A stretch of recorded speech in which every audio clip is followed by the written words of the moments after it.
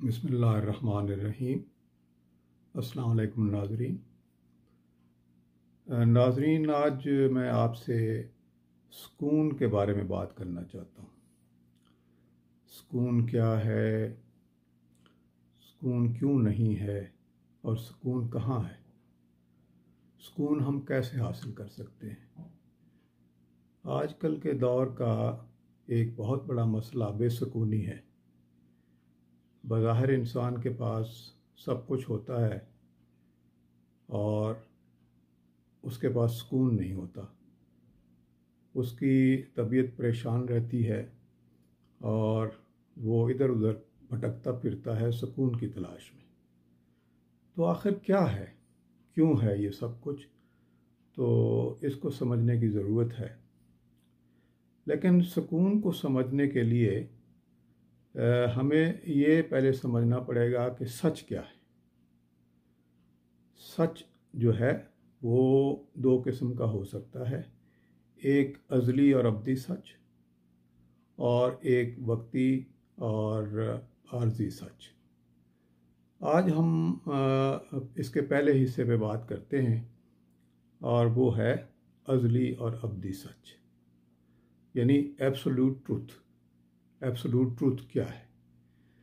Absolute truth का मतलब ये है कि ऐसी सच्चाई जिसको झुटलाया नहीं जा सकता और वो किसी की मरहून मिन्नत नहीं, और वही आगे सारे सच को क्रिएट करता है। तो क्या है वो सच?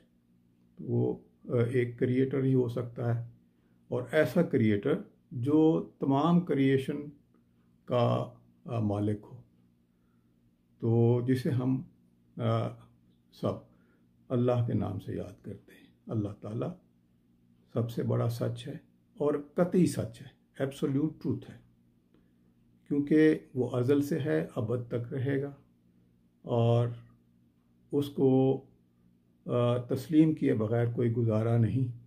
क्योंकि अगर कोई और चीज़ सच होती तो वो मुस्तकिल होती, और मुस्तकिल रहने वाली हमें कोई चीज़ ऐसी मिली नहीं आज तक जो हमेशा के लिए रह जाए।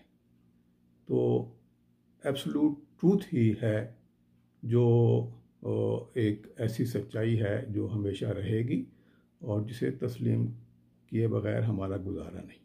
अब एब्सोल्यूट ट्रूथ का सुकून के साथ क्या ताल्लुक़ है, तो इसको हम ज़रा देखते हैं। एब्सोल्यूट ट्रूथ यानी द क्रिएटर अल्लाह ताला, तो उसने अपनी हकीकत को मनवाने के लिए और अपने आप को ज़ाहिर करने के लिए ये तमाम कायनात ईजाद की, और फिर उसमें छोटे छोटे सच डाले, छोटी छोटी हकीकतें डाली जो इंसान को बज़ाहिर हकीकत लगती है, सच लगता है। लेकिन वो सब सच जो हैं वो आर्जी हैं, और असल सच के साथ रिश्ता जोड़ना सबसे पहले ज़रूरी है, क्योंकि मंबा सुकून का वहीं से है, निकलता है। यानी हम अगर उसके जितने करीब होंगे वही हमें ज़्यादा से ज़्यादा सुकून का बायस बन सकता है, और जितना हम उससे दूर होंगे उतना ही हमसे सुकून दूर होता जाएगा। अब इसको हम इस तरीके से देख सकते हैं कि अल्लाह ताला ने जो है वो अपनी इंसान को जब तख्लीक किया तो उस वक्त फरिश्तों से कहा कि इंसान को सजदा करें। अब इताअत करने वाले फरिश्ते जो हैं वो खैर की कैटेगरी में आ गए, यानी उन पे बरकत हुई, और जिसने इंसान अल्लाह ताला के हुक्म को तस्लीम नहीं किया तो वो शर की कैटेगरी में पैदा हो गया, यानी शैतान बन गया। तो खैर और शर भी इसी वजह से जन्म ले चुके हैं कि अल्लाह ताला से आपका रिश्ता अताअत का कितना है। जितना ही आप अल्लाह ताला के करीब होना चाहते हैं उतनी ही आपको इताअत करना ज़रूरी है। तो सुकून का ताल्लुक़ इस तरीके से बराह रास्त अल्लाह ताला की इताअत के साथ वाबस्ता है। एक तो ये क्रिएशन का हुआ। दूसरा फिर आप देखें कि अल्लाह ताला ने इंसान को जब पैदा किया तो उसे जन्नत में भेज दिया और जन्नत में ही रहने का मकाम दे दिया, लेकिन इंसान से गलती हो गई। फिर यहाँ पे इताअत का खैर व शर का मसला आ गया कि इंसान ने अल्लाह की इताअत के बजाय शैतान की पैरवी की, या शैतान ने उसको भटका दिया। तो इस तरीके से वो खैर के ज़ुमरे से निकल के शर के ज़ुमरे में आ गया, और उस वजह से वो उसके अंदर वो खैर व बरकत उससे उठ गई जो अल्लाह ताला ने उसके लिए लिखी हुई थी। तो इस तरीके से अब सारे खैर व शर का जो फ़लसफ़ा है वही सुकून और बेसुकूनी का फ़लसफ़ा है। यानी कुर्बत इलाही जो है वो इंसान को सुकून देगी, और जितना आप अल्लाह ताला से हम दूर होंगे उतना ही हम बेसुकूनी की हालत में होंगे। और इसी तरह जब अल्लाह ताला से दूर होंगे तो हम किसी शर में मुब्तला हो जाएंगे, और फिर उस तरीके से हमारे लिए सुकून ढूंढना और मुश्किल हो जाएगा। अब देखें, इंसान जो है वो आर्जी सुकून के लिए अल्लाह ताला से जितना दूर होता है, वो अद्वियात खा खा के, नींद की अद्वियात, सुकून की अद्वियात खा खा के और ज़्यादा बेसुकून हो जाता है। तो उसको कोई चीज़ उसे राहत नहीं दे सकती जब तक कि वो ज़िक्र इलाही में ना आए। तो ज़िक्र इलाही ही उसके लिए एक ऐसा सुकून का बायस है, बन सकता है, जिससे वो तमाम बेसुकूनी को दूर कर सकता है या उस पर काबू पा सकता है।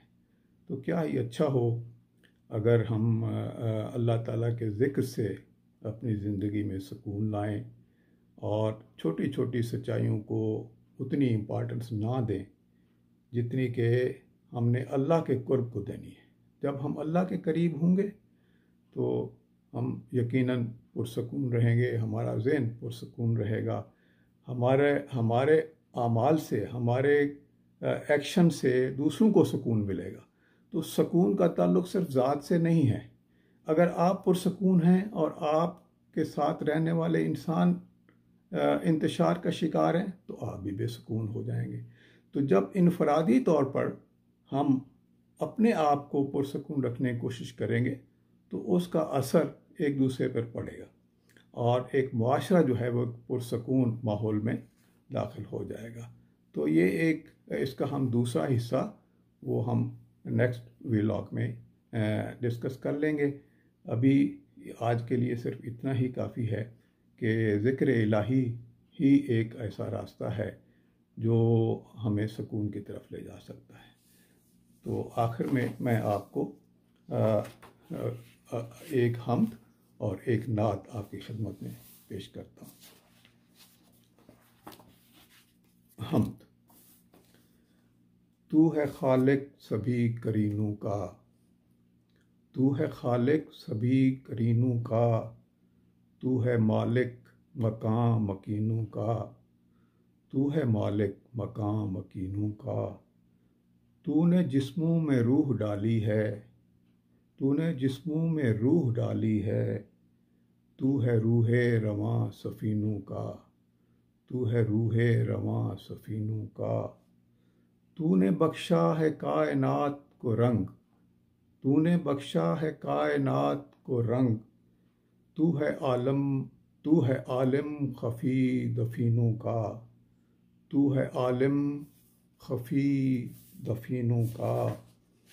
गुंचाओ गुल तेरे करीने हैं, गुंचाओ गुल तेरे करीने हैं, तू है खल्लाक दिल नशीनों का, तू है खल्लाक दिल नशीनों का।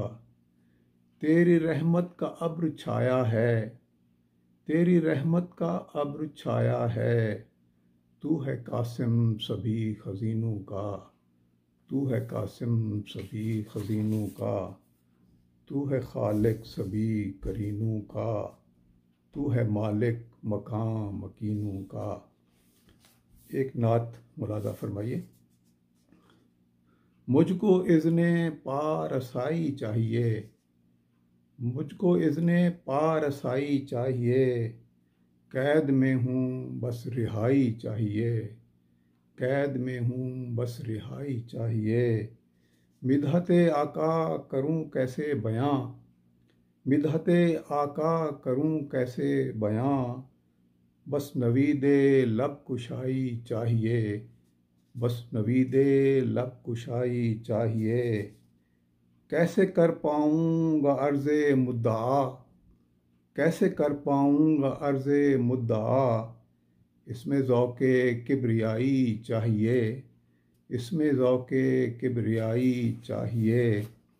हम पे लाज़िम है करें ज़िक्र रसूल, हम पे लाज़िम है करें ज़िक्र रसूल, हम ज़बानी हम नवाई चाहिए, हम ज़बानी हम नवाई चाहिए। मालो दौलत जाहो हशमत कुछ नहीं, मालो दौलत जाहो हशमत कुछ नहीं, अर्ज़ तैबा तक रसाई चाहिए, अर्ज़ तैबा तक रसाई चाहिए। मुझको इज़्ने पा रसाई चाहिए, कैद में हूँ बस रिहाई चाहिए।